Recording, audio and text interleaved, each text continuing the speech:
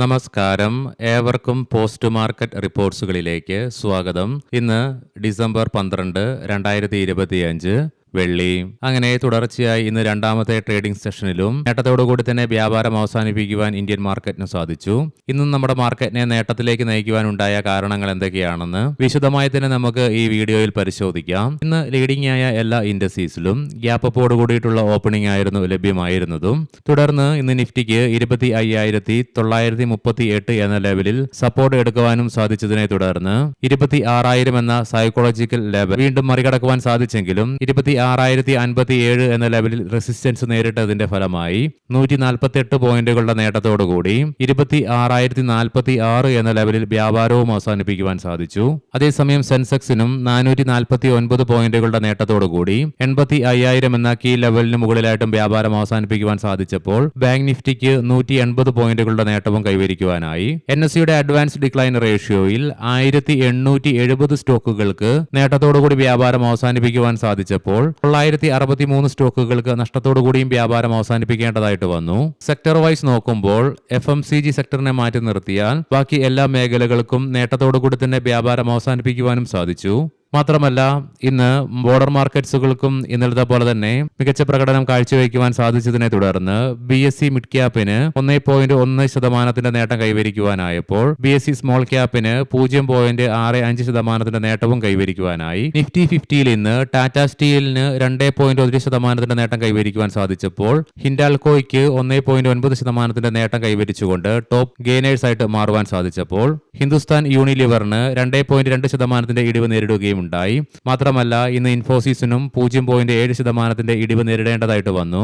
ഇന്നും തുടർച്ചയായി രണ്ടാമത്തെ ട്രേഡിംഗ് സെഷനിലും ഇന്ത്യൻ രൂപയ്ക്ക് അമേരിക്കൻ ഡോളറിനെതിരെ വീണ്ടും fresh all time record low create ചെയ്യേണ്ടതായിട്ട് വരികയുണ്ടായി. ഇനി നമുക്ക് ഇന്ന് തുടർച്ചയായി രണ്ടാമത്തെ ട്രേഡിംഗ് സെഷനിലും ഇന്ത്യൻ മാർക്കറ്റിനെ നേട്ടത്തോടുകൂടി തന്നെ വ്യാപാരം അവസാനിപ്പിക്കുവാൻ സഹായിച്ച ഘടകങ്ങൾ എന്തൊക്കെയാണെന്ന് വിശദമായി തന്നെ പരിശോധിക്കാം. ഇന്നലെ US മാർക്കറ്റിൽ ഒറാക്കിളിന്റെ ക്വാർട്ടർലി ഏർണിംഗ്സ് മാർക്കറ്റിനെ നിരാശപ്പെടുത്തി വന്നതിനെ തുടർന്ന് നാസ്ഡാക്കിന് ഇന്നലെ നഷ്ടത്തോടുകൂടി തന്നെ വ്യാപാരം അവസാനിപ്പിക്കേണ്ടതായിട്ട് വന്നെങ്കിലും S&P 500ന് നേട്ടത്തോടുകൂടി തന്നെ വ്യാപാരം അവസാനിപ്പിക്കുവാനുമായി.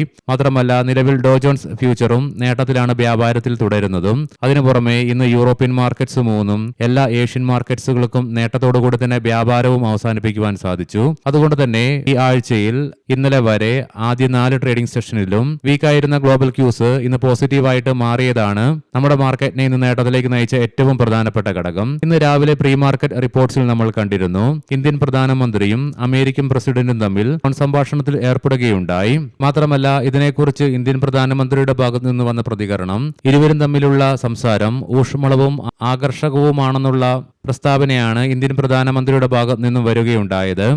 ഇരുവരും തമ്മിലുള്ള ഫോൺ സംഭാഷണത്തിൽ ഇന്ത്യ US ട്രേഡ് ഡീലിന് മുകളിലുള്ള ആത്മവിശ്വാസം വീണ്ടും മാർക്കറ്റിനും നിക്ഷേപകരിലേക്കും കുതിച്ചുയരുക തന്നെയുണ്ടായി. ഇതിനെല്ലാം പുറമെ ഇന്നലെയും 4% ഇടിവ് രേഖപ്പെടുത്തിയ ഇന്ത്യ വിക്സ് ഇന്നും വീണ്ടും 3%, അതായത് 2.88% ഇടിവ് രേഖപ്പെടുത്തിക്കൊണ്ട് 10.10 എന്ന ലെവലിലേക്കും എത്തിച്ചേർന്നതും നമ്മുടെ മാർക്കറ്റിന് ഗുണകരമായി തന്നെ മാറി. പ്രധാനമായും ഈ 3 ഘടകങ്ങളാണ് ഇന്ന് നമ്മുടെ മാർക്കറ്റിനെ നേട്ടത്തിൽ തുടരുവാനും അതിശക്തമായ നേട്ടത്തോടുകൂടി തന്നെ വ്യാപാരം അവസാനിപ്പിക്കുവാനും സഹായിക്കുകയുണ്ടായത്. ഇനി നമുക്ക് ഗ്ലോബൽ മാർക്കറ്റുകൾ പരിശോധിക്കാം.